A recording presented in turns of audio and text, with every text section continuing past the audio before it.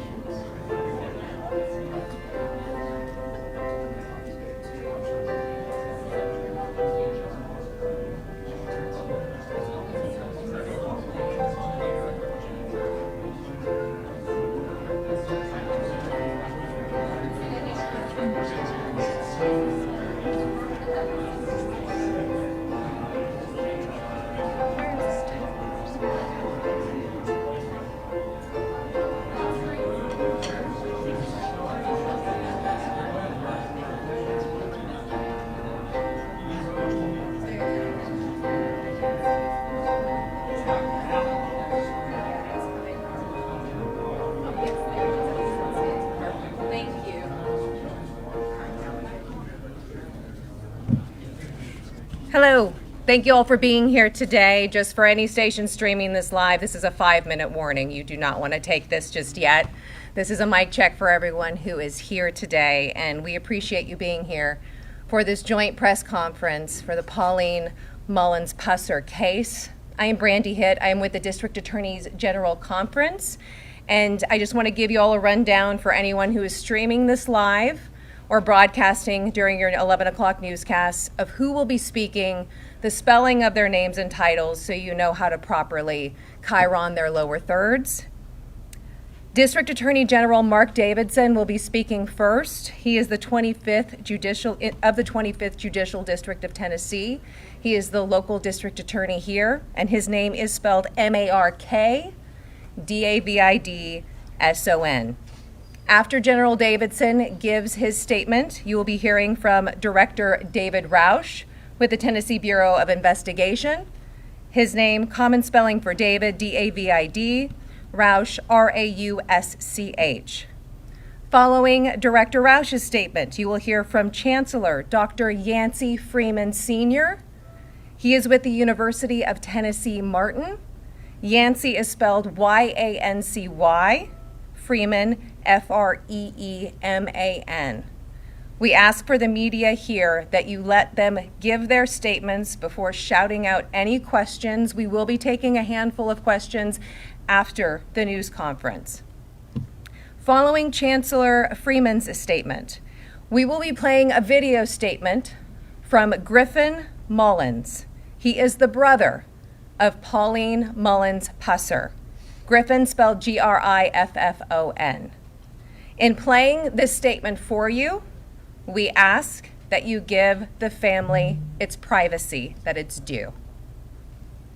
After we play the video statement from Mr. Mullins, we will be taking a handful of questions, as I mentioned. If you are with the media and you have a question, please raise your hand. You will be chosen. State your name and the affiliate you are with, and our representatives here will do the best in answering your questions today.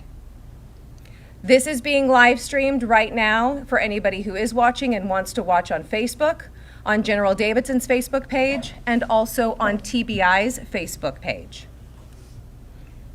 All the media outlets who are here today, you will see photos and videos. It's okay. You will see photos and videos as part of the presentation in this news conference. For those of you who want clean versions, you can film, obviously, whatever is on the screen.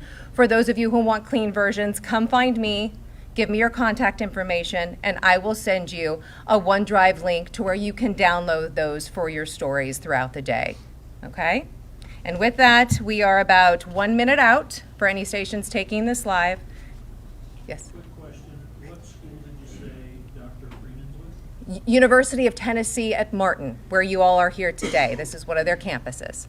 He is the chancellor, Dr. Yancey Freeman Sr. No problem.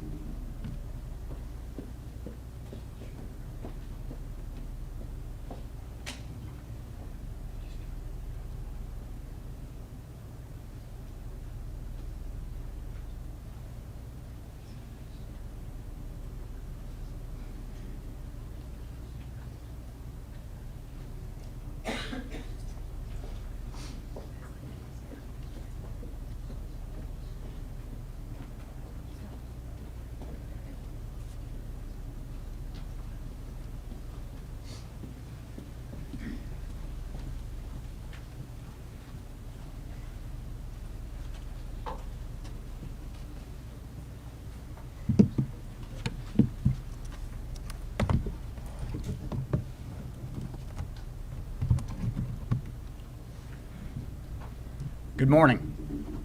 Thank you all for being here.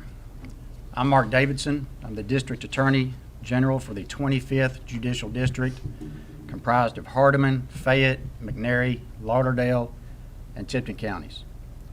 I want to thank TBI Director Roush and his team, especially ASAC Mike Parson and their investigative partners, for their passion, professionalism, and commitment to the facts. I want to thank our team, Special Counsel Amy Wyrick and Brandy Hitt, Senior Communications Strategist, for their excellent work on this case. and Chancellor Yancey Freeman and his UT Martin team for hosting this press conference and more, which I'll get to. It's been said that the dead cannot cry out for justice. It is the duty of the living to do so. In this case, that duty has been carried out 58 years later. The TBI, then the Tennessee Bureau of Identification, took the lead on this investigation into the 1967 murder of Pauline Mullins Pusser. She was a wife, a mother, and a sister whose life ended violently and unjustly. Her husband, McNairy County Sheriff Buford Pusser, reported that his wife volunteered to ride along in the dark early morning hours on a disturbance call. He claimed that a car pulled alongside his and fired several shots, killing Pauline and injuring him in what he claimed was an ambush intended for him and carried out by unknown assailants. Buford Pusser recovered from his injury. No viable suspects were developed and no charges were filed. This was a cold case for decades, but in 2022, TBI agents took another look at the archive file and coordinated with our office. That work accelerated in 2023, and in 2024, Pauline Mullins Pusser was exhumed for an autopsy. TBI completed their investigative process this year, and the file was forwarded to our office to review. The file is voluminous, over 1,000 pages, and employed modern investigative techniques and forensic science unavailable in 1967. It is thorough and exhaustive, and the scope and breadth of it exceeds our ability to discuss it in detail today. That is one reason we are making this a public record. Another reason is that Buford Pusser's account of the events of August 12, 1967, spawned the movie Walking Tall in 1973, several sequels,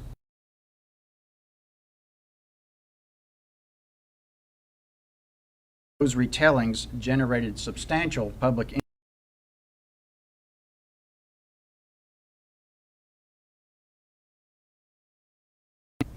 That history must be measured against the facts in plain view. Justice for Pauline has been a long time coming, and thanks to all the hard work put in by so many, we're finally able to announce to Pauline's surviving family and to the public that we believe we are as close as possible to justice. The case file reveals inconsistencies in Buford Pusser's statements to law enforcement and others about Pauline's murder, including physical, medical, forensic, ballistic, and reenactment evidence that contradicts his version of events. I'll give you several examples. Dr. Michael Revelle, emergency medicine physician and medical examiner, opines with a reasonable degree of medical certainty based on crime scene photographs, post-mortem photographs, the notes of the then medical examiner, Dr. Peeler, the statement of Sheriff Pusser and his then chief deputy, and Sheriff Buford Pusser's own statements that events did not occur as stated by Buford Pusser, and that Pauline Pusser was more likely than not shot outside the vehicle and then placed inside the vehicle. Dr. Revelle opines that cranial trauma suffered by Pauline Pusser depicted in crime scene photographs does not match interior crime scene photographs of the vehicle. Dr. Revelle opines that blood spatter on the hood outside of the vehicle contradicts Buford Pusser's statements.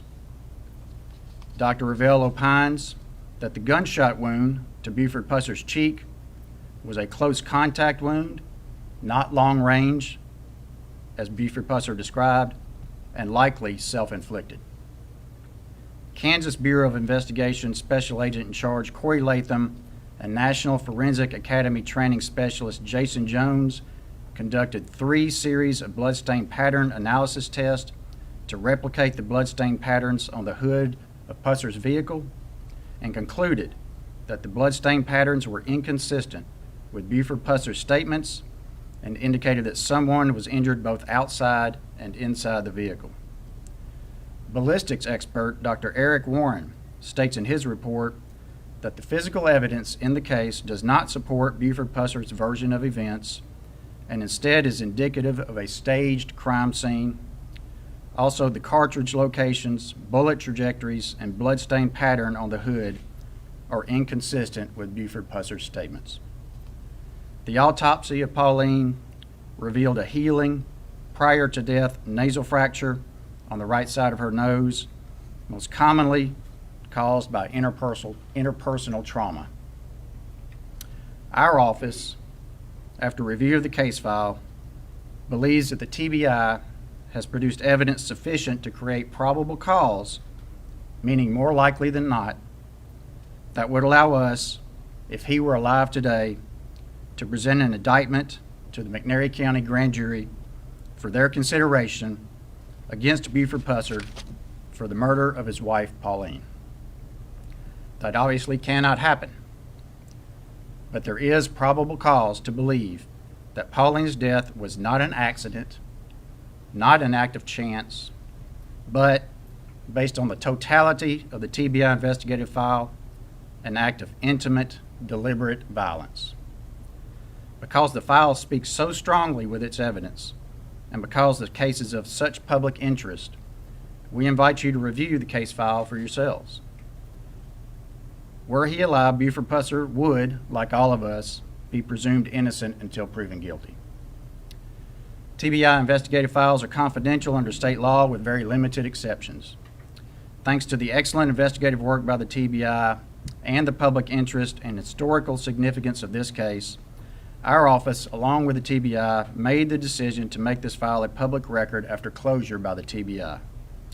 We also made the decision to transfer custody of the file to the University of Tennessee at Martin, which has campus centers in our district and West Tennessee, including Selmer in McNairy County. UTM Chancellor Yancey Freeman and the University of Tennessee at Martin have generously agreed to serve as the long-term custodians of the investigative file. Their commitment to maintaining and preserving the integrity of those records will ensure that future generations, scholars, historians, and citizens alike, will have access to the investigative file for inspection, for study, and for reflection. Our office went through the judicial process needed to get to this point. We recently filed a petition in the Chancery Court of McNairy County to release the TBI investigative file as a public record. Yesterday, Chancellor Bill Cole signed an order granting that request and making the file a public record. The file is in the process of being finalized by TBI and transferred to UTM. This, like the investigation itself, is a methodical and careful process to ensure high-quality access to this case and this investigative work.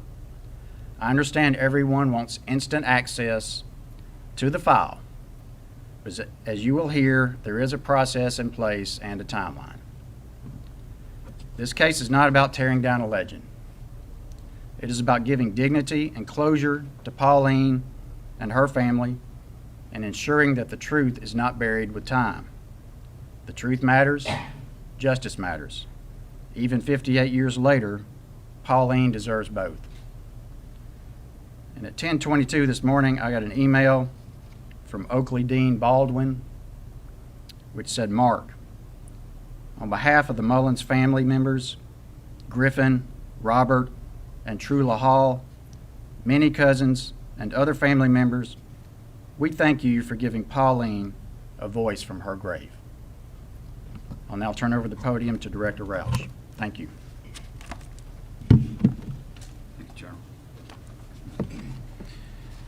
Thank you as well. My name is David Roush. I am the Director of the Tennessee Bureau of Investigation. Sorry about that. Good morning. Thank you, General Davidson, for your leadership and partnership in this very unique case. While this investigation is like none other, at the core, it demonstrates why we exist at the TBI.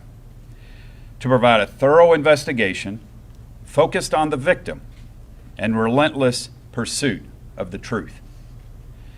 For many, the story of Buford Pusser is part of West Tennessee history, and the shooting death of his wife, Pauline, has long stood as an especially tragic chapter. As the story goes, it was August 12, 1967. Buford, then the sheriff of McNairy County, got a call in the early morning hours about a disturbance on New Hope Road. Pauline went with him.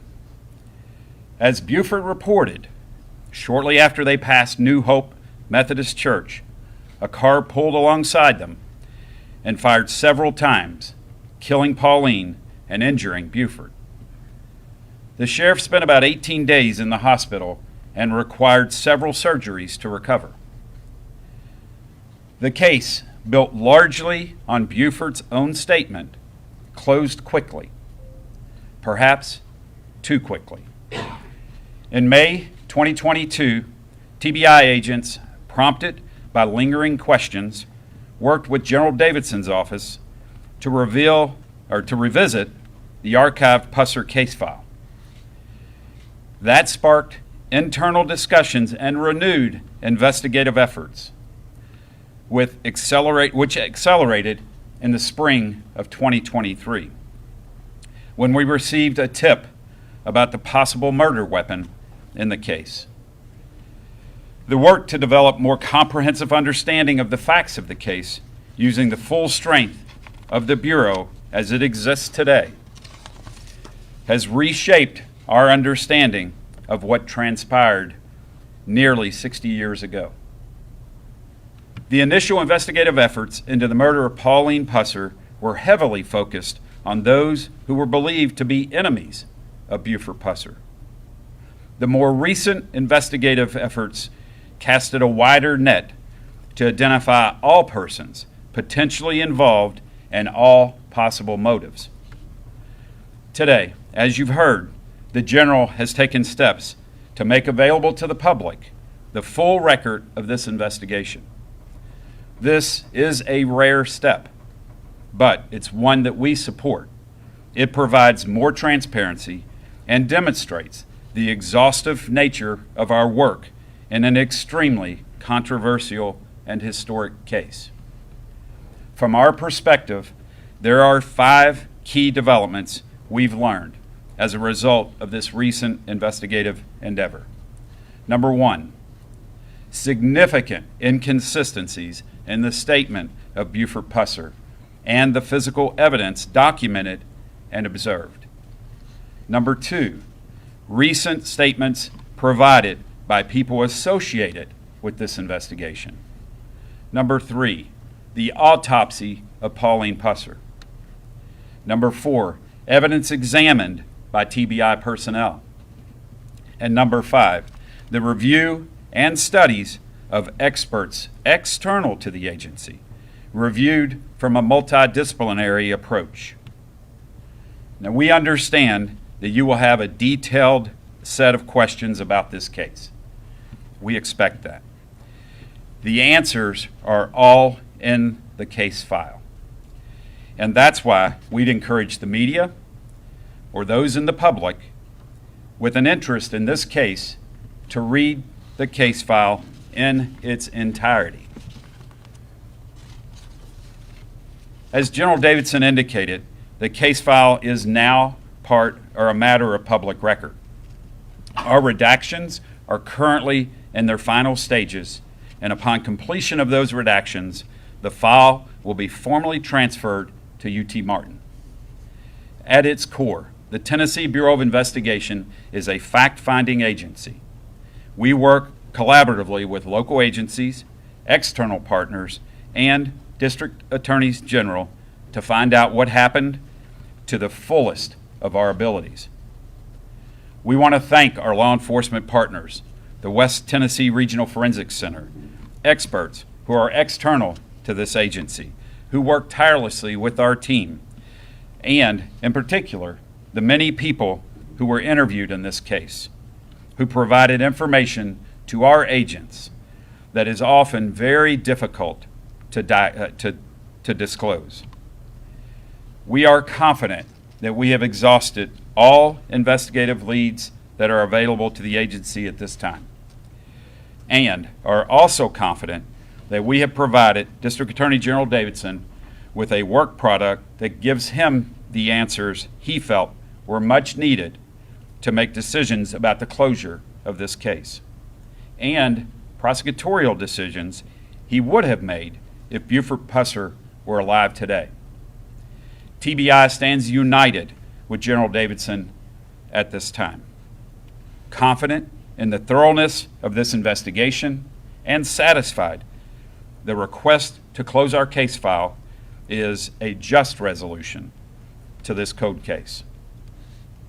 In closing, I'm incredibly proud of the work of our team to apply best practices, modern forensics, and investigative prowess to give this case the fresh look that it needed and deserved.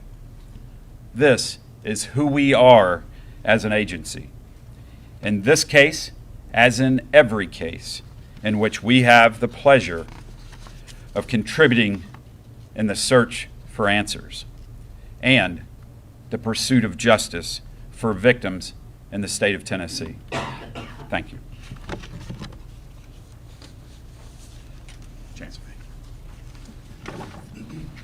So good morning. It is great to be here with all of you at the Somerville Center for this momentous event and occasion. I'd like to especially thank the Tennessee Bureau of Investigation, Director Roush, and the Office of District Attorney General for the 25th Judicial District, and District Attorney Mark Davidson for their partnership and trust in transferring these important files and historical records to UT Martin. We are honored to assume the stewardship of the historical case files regarding Ms. Pauline Griffin Mullins, a process we approach with care to ensure both transparency for the public and the perseverance of these important records for generations to come. At UTM, we see this as more than a transfer of documents. It is a powerful teaching and research opportunity. Our criminal justice programs offered at the main campus, at our regional centers, and fully online now extend to a new master's program in criminal justice. These files provide our students with an invaluable real case scenario, real case study. For UT Martin, accepting the collection is an act of service, aligning with our mission to engage, educate, and preserve the stories that shape the communities we serve.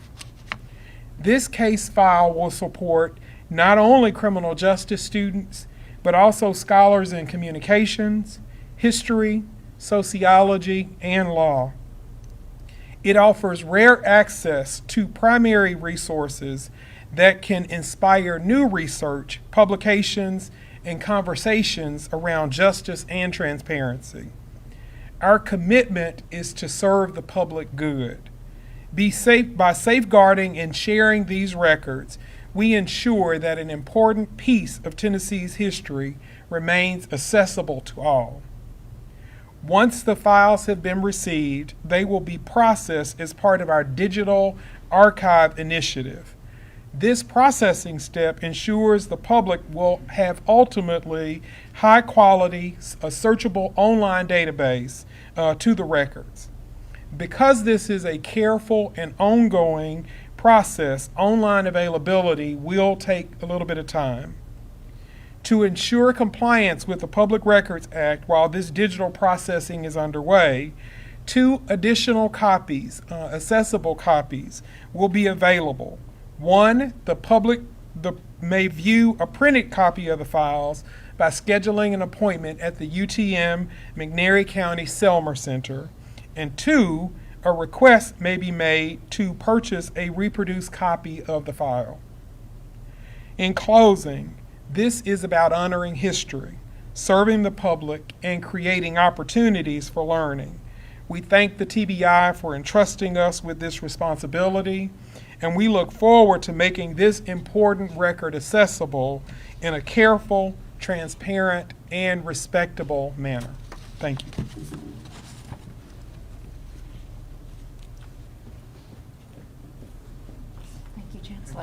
And with that, this is now the video statement I mentioned earlier from Griffin Mullins.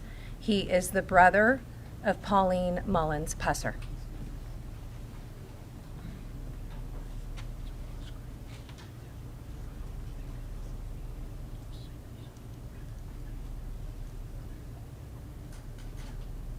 Pauline was my oldest sister.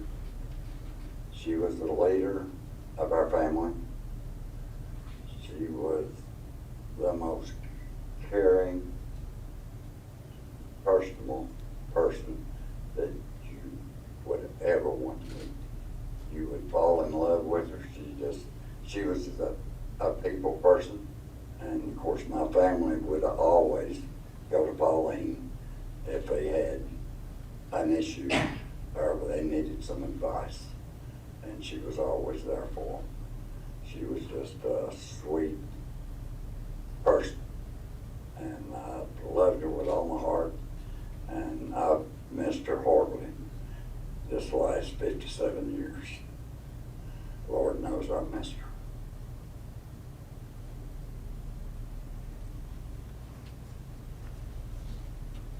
I am devastated.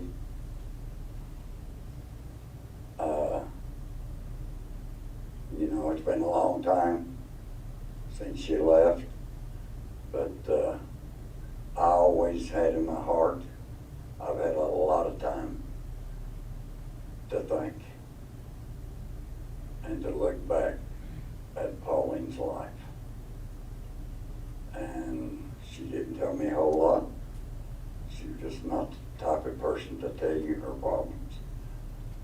But I knew deep down there was problems in her marriage. If I only known now what I knew then, she would have never went back to Tennessee. She would have been right here with me. Perfectly honest with you, I'm not totally shocked. And I would just like to say how happy I am to have TBI and Mark Davidson, the district attorney, in my home today to give me some of the news. I know in my heart that they have poured their life into this investigation. And I just want to tell the people, whoever side they're on this case, accept their findings, which I'm going to do, and finally get myself a closure after these 57 years. Just thank God that I finally got a closure. I lost my other sister, and I'm just sorry that she's not here to learn. So now she's gone home to be with Pauline, and I'm sure they're rejoicing. And for that, helps ease the pain for me. I think I can lay down tonight and have some peace in my mind that I'm very aware of what the TBI has done. I feel very comfortable with it, and this is closure for me and my wife and my 2 daughters. And I'm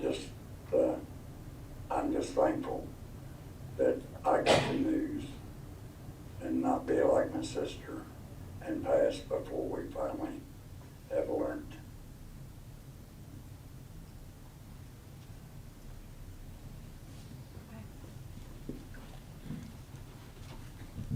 And with that, we will be taking questions. I'm Martin Scott with Fox 13 News, Memphis. My question's for Mr. Davidson. It's actually 2 real quick. The first is, does the file say that he staged that shooting on the road? Did he have help? And the second was, can you talk about the moment when you looked at that vast file and the realization that a Tennessee law enforcement legend is coming down off that pedestal? Well, to answer your second question, They're going to ask you to step up to the mic, sir, if that's okay. you know, this is obviously not something you take lightly. The Walking Tall story has been a story that I knew growing up with. I know many of our law enforcement partners maybe even became law enforcement because of that story. But the investigation was important enough to be able to push that aside. It's been a cold case for so many years, and when TBI was able to apply the full scope and breadth of their investigative abilities, they just followed the facts and the evidence where it went. That's where we are today, and it's at the end of the day, you're looking for the truth. So really, you know, no one's above the law. I guess that's one thing you could take away from this. As far as your first question, is the file going to say that he staged it? I gave you some of the evidence. One expert who said that it appeared to be staged. That's probably as close as you're going to get in the file. The file is not going to give you a he did it and this is exactly how it happened summary.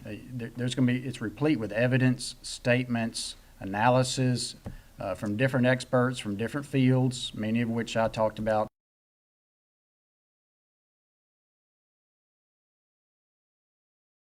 You know, draw your own conclusions.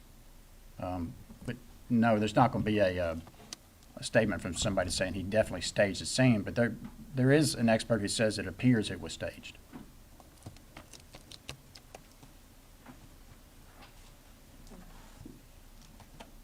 Are there no other questions? Melanie King, McNairy County News. He asked somewhat what I'm going to ask too, is does this show that anyone helped Buford or he acted alone in this? Any idea? Yeah, I'll attempt to answer that. What you'll find in the case file is all of the statements and interviews of various individuals that both at the time and currently that were talked to by our investigators, and then you'll have an opportunity to look at all the evidence as well from the scene, and then the current forensic technologies applied to that evidence and what that shows, and so you'll be able to get a clearer picture as you review the file of what the potential was on that evening. Okay. Director Raj, Yes. this is McGee with News 2 out of Nashville. I want to go back one more time about kind of what inspired you guys to retake a look at this case. You mentioned some internal discussions and things like that. Can you go over that one more time? And then you mentioned the weapon as well. Certainly. The question is about what inspired our team to take a look at this again, and then any information about the weapon itself that we were that came into our knowledge. So as with most cases that have yet to be resolved, our team is always taking looks back and trying to see if new sets of eyes can determine information that might help in these cases. And we've had a push in the past few years on code case, taking a look at all of our cases that have yet to be resolved and trying to determine if there is more investigative effort, could it turn out more information? And this was one of those cases that was picked up and looked at, and as the investigators read through the file, they noticed some possibilities of a different direction and more information that was burning that we needed, and so that led to kind of the further look at it, and then just fortunate that we got a call about the weapon, and so that potential homicide weapon was provided to us, and so that too was part of our evidence to further the investigation, and really kind of took the investigation a little in a new direction with new vigor. Okay, does that weapon match up to the autopsy findings?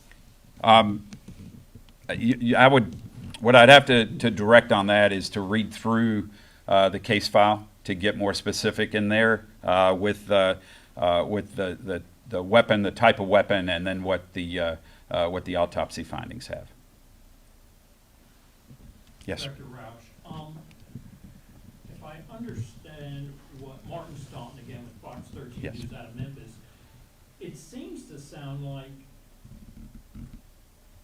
Pauline was a victim of domestic violence when you talk about the injury to the nasal passage. Am I making too big a leap there? So, no, I would tell you that that again, through witness interviews, statements from individuals who were around during that period, you'll find that you're not making a leap. And any reaction from Pusser's relatives? Did you guys approach them and talk to them during the course of the investigation? I'll have to defer, Mike.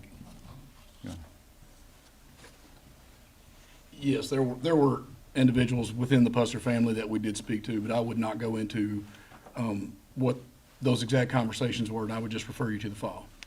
Okay, and what's your name, sir? Mike Parson, Tennessee Bureau of Investigation. Okay, thank you. Thank you. Any further questions? Okay, that concludes. Thank you all for being here. Thank you for your time. That concludes today's press conference. For any media outlets, come find me in a few minutes in the back if you would like me to send you that OneDrive folder link. I will get you the photos you saw here today and also the video. Yes, hi. Yeah, I would like that.